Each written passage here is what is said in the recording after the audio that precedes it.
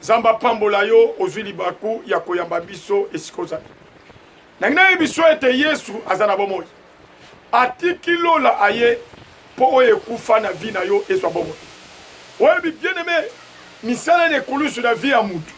Yango ezosala ete makambo ebebaki ebo. Misala ne kulusu na vi ya mutu. Yango ezosala ete muto babebisa vi na ye azonga lisu na eta initial. Oyebi nzambe wana azali komimonisa. Yango moni nzambe na lolo andimi kokaba mutu mobimba mpo na ngai na yo. Andimi kokaba mutu mobimba mpo na foyer na yo. Andimi kokaba mutu mobimba bien-aimé mpo na famille na yo ebika. Yango toza na kata chambre de prière. Na kata chambre de prière bien-aimé tozo bondela sur la délivrance des familles. Et nzambe wana azali komimonisa. Nzambe bien-aimé alobi remets ton sort à l'Éternel. Mets en lui ta confiance et il agir. Nzambe wana azali ko agir. Nzambe wana zo pesa batu bilembo ya sika. Yango to memelo thème moko to intitulé yango c'est à Dieu que j'exposerai ma cause. Nazo peso verset à liboso. Zo peso verset à liboso. Na mukano na psaume. Psaume chapitre 30. Et l'autre saliwana. Psaume chapitre 30. Psaume 30. Il y a un verset 1 à 6, nous lisons au nom de Jésus. Je t'exalte, ô Éternel, car tu m'as relevé. Tu n'as pas voulu que mes ennemis se réjouissent à mon sujet. Éternel, mon Dieu, j'ai crié à toi et tu m'as guéri. Éternel, tu as fait remonter mon âme du séjour des morts. Tu m'as fait revivre loin de ceux qui descendent dans la fosse. Chantez à l'Éternel, vous qui l'aimez, célébrez par vos louanges sa sainteté, car sa colère dure un instant, mais sa grâce toute la vie. Le soir arrive le pleur et le matin l'allégresse. Alléluia.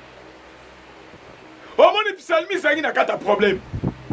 Accompagne un problème dans les oeufs. Et pas une ensemble qui exploser le problème. Na éviter na tongo. O exploser les kamouno et pas na. Oh, bien aimé, l'icône na mutu moko eza na mutu mususu. Mais l'icône na batu nyonso ezalaka na nzambe. Nzambe nde azalaka sukisi. Yango tatu a comprenaki. Na koyi kokende koluka mokonzi moko. Non. Mais nzambe azali l'icône mokozi. Yango azosala prière lobi ete. Tu n'as pas voulu que mes ennemis se réjouissent à mon sujet. Oh, sepe lite banguna na ngaba sepe. Yo kana ebisu. Yo pe na tongo nazo yebisa yo. Nzamba ko permettre banguna no ba sepe. Ba bato propager mabe contre yo. Nzamba ko yokisa bango soni. Po makamango ko balukela bango. Ba bazali ko linga ko poma yo. Bazo luka ko sala yo mabe. Bien-aimé, Nzamba ko permettre te ba sepe. C'est-à-dire pendant que bazo concevoir mabe, Nzamba ko bana ko yokisa bango soni. Pendant que bazo bundisa yo, Nzamba ko bana tout moment ko yokisa bango se ko pesa victoire. Yo kana ebiso. Ce n'est pas un fait que Nzamba lobi, les ténèbres ne régneront plus jamais. Pendant que bazo concevoir moulili contre yo, Nzamba komi monisa parce qu'il est lumière en lui, il n'y a pas le ténèbre.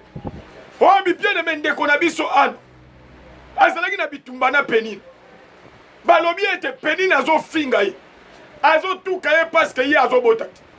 Bazalaki na libala bomba. Mais an alobaki non, bitumba oyo ezali bitumba ya nzoto. Bitumba ngana ndeko eza bitumba bolimo. Ake ko exploser cause de panzambe. Balobi tango ake ko exploser cause de panzambe na 1 Samuel. Bien aimé, alobi na nzambe soko pesinga mwana mobali. Ngai na kobonzelo ye. Oyebi nzambe azalaka nzambe ya sacrifice. Nzambe tozo bonde azalaka nzambe ya sacrifice. Nzambe wana bien aimé ami monisa. Balobi ete nzambe afongoli maternité ya Anne. Yo pe na tongo tongo ozolanda ngai. Eza na porte moko nzambe akofongola. Le problème c'est ezali ya kozana confiance epai na nzambe. Yango abakuka lobi. Même si sa terre zalaki. O exposer likamune epai nzambe, nzambe azotraite yango. Lobi na lobaki na bana na nzambe. Yeba ete likambo na yo eleki bato makasi beleki nzambe na makasi. oyebi bisoki dossier komi na mesa ya nzambe eke nzambe azotraite yango zalaki yoka tato ndenge azolo. Tu n'as pas voulu que mes ennemis se réjouissent à mon sujet. Likambo ezali koronge nzambe permettre te banguna basepe yo mpo bato nyokola tala nzambe akopermettre banguna basepe nzambe akoyokisa bango soni parce que nzambe azalaka kati bitanga azalaka na biso tozalaka toujours balongi oyebi bien-aimé toyaki na kati ya prière pendant que tozobonde nzambe alobi bobondela mpo na libumu ya sere oyo soka sere oyo bien-aimé babebisa deja nyonso na vi na ye mais loko moko babosanaki ke nzambe abongisaka oyebi nzambe lolo aredresaka seki ekourbe yango yoka nayebisa yo maloba bato ebangisa yo te parce que maloba na nzambe yango nde ekoki maloba na nzambe ebangisa nazopeso des inverses zopeso des inverses namukana na Job mukana na Job Job chapitre 5 yoka ndenge Bible na verset 8 Job chapitre 5 verset 8 tokiti la Bible nous dit ceci. Pour moi j'aurai recours à Dieu et c'est à Dieu que j'exposerai ma cause. Il fait des choses grandes et insondables, de merveilles sans nombre. Il répand la pluie sur la terre et envoie l'eau sur les campagnes. Il relève les humbles et délivre les affligés. Il anéantit les projets des hommes risés et leurs mains ne peuvent les accomplir. Il prend les sages dans leurs propres ruses et les desseins des hommes artificieux sont renversés. Il rencontre les ténèbres au milieu du jour. Il tâtonne en plein midi comme dans la soukina noire. Job a coûté un problème. Bandeko basale koliane est bien aimé. Bakomi ko acculé. Mais Job basale kolo. Alobi malgré makambo na nyos et pas inanza mené na kolo ba problème. Yaya muta mokila za na solution na vie na yuti. C'est seul Dieu qui a la solution na vie na yuti. Makomi na zambele. A Dieu la terre et ce qu'il renferme, le monde et ce qu'il habite. Zambe na na solution ya vie na yuti. Job alobi boy. Alobi pas inanza mené na kolo ba likambo na ngai. Parce que nzambe wana asalaka makambo ya minene makambo ekamwisaka bato nzambe wana asalaka makambo oyo elekeli mayele bato olini expose likambo na ngai epa na bino bino bokelama na mabele me bongi na expose likambo na ngai epa mokili me yoka likambo ntango Job expose likambo na epai na nzambe yaya nzambe akotaka makambo bato ce matin nzambe wana akokota likambo na yo. Ce matin, nzambe na kokota likamba libala na yo. Ce matin, nzambe na kokota likamba maternité na yo. Parce que nzambe za monene. Oyebi bien aimé na témoignage moko ya mama moko. Mama wana bali ekolo mususu. Mais kolo wana balobi mwana na biso akobota ne ekolo mususu.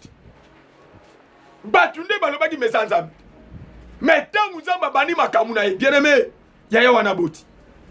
À concevoir bazalaki informé.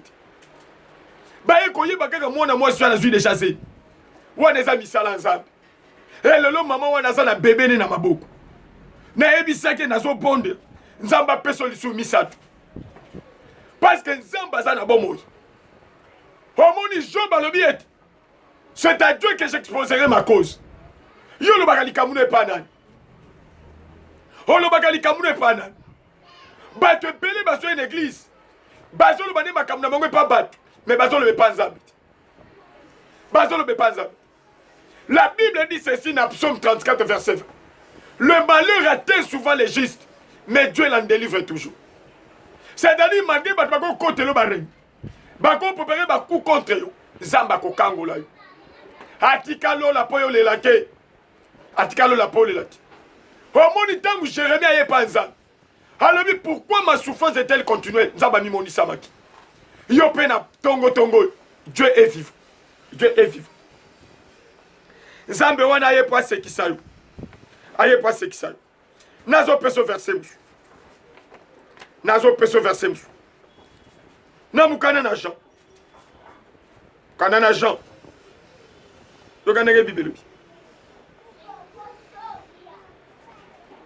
Jean chapitre 5.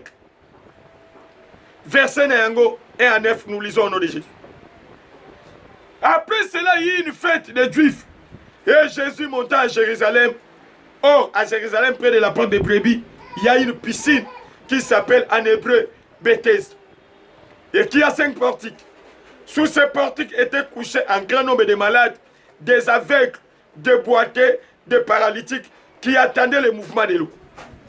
Car un ange descendait de temps en temps dans la piscine et agitait l'eau. Et celui qui descendait le premier, après que l'eau avait été agitée, était guéri. Quelques fit sa maladie.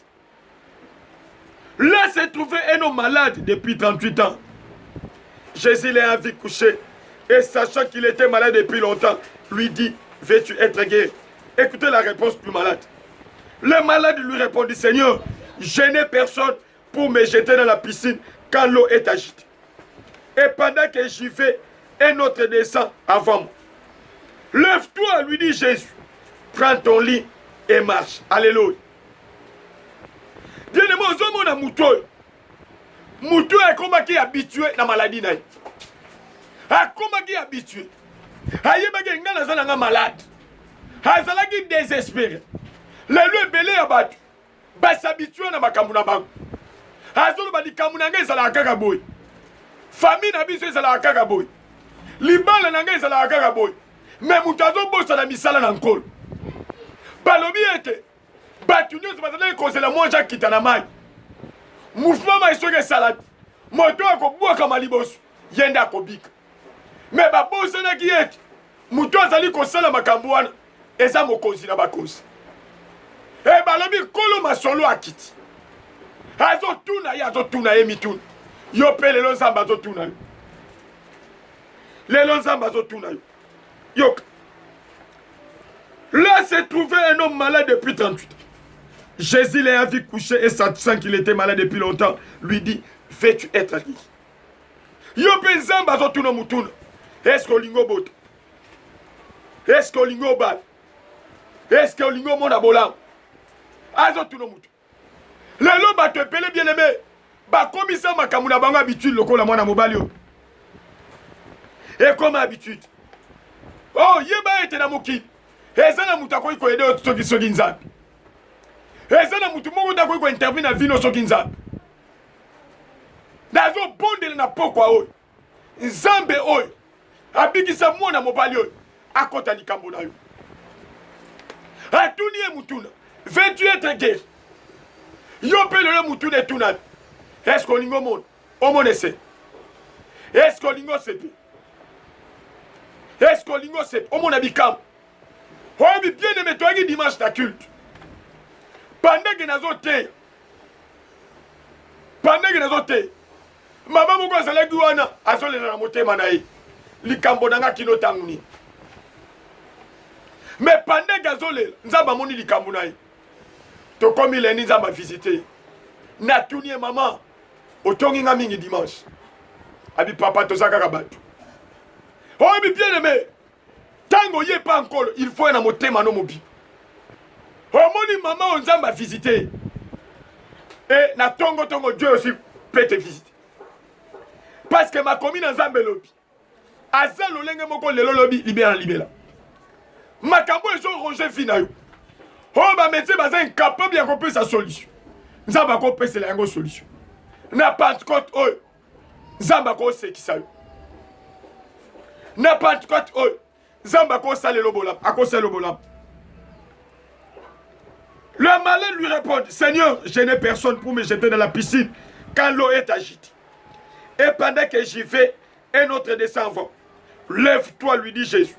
Prends ton lit et marche. Yo pe lelo nkolo azolo banayo. Tellement vive bolam. Tellement bikanayo. Tellement botanayo. Tellement bimakati na muli. Azo pe sa mitinto. Ma commune nzambe lobi boy. Aussitôt cet homme fut guéri, il prit son lit et marche. Atikilo la ye bien-aimé. Pointe yosek. Pointe yosek. Oyebi mwana mobali oyo. Abadi kokumi sanzal. La Bible dit c'était un jour de sabbat. Les Juifs dirent donc à celui qui avait été guéri, c'est le sabbat, il n'était pas permis d'emporter ton lit. Il est répondu, celui qui m'a guéri m'a dit, prends ton lit et marche. Alléluia. Batu bazolo. Balobi eteza mukola sabbat yo kobikati. Yo kana ebisu. Zamba za lolenge moko. Lelo, lobi, pe libela la libela. Bien aimé, c'est possible. Et pas inanan, et pas inanan. Yo exosa likamona, et pas inanan. Et pas inanan. Tozo ngimba unapso. Tozo ngimba unapso mnabisu. Yo kanenge Bible. Na psaume 33. Yo kanenge Bible. Na verset 6.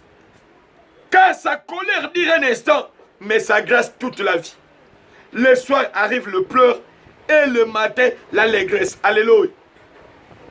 Balobi na poko batu bazole. Mais na tongo mutu fasi. Nazo bonde le sengwanzan et kota kat na yo. Parce que la Bible dit la joie du Seigneur c'est notre force.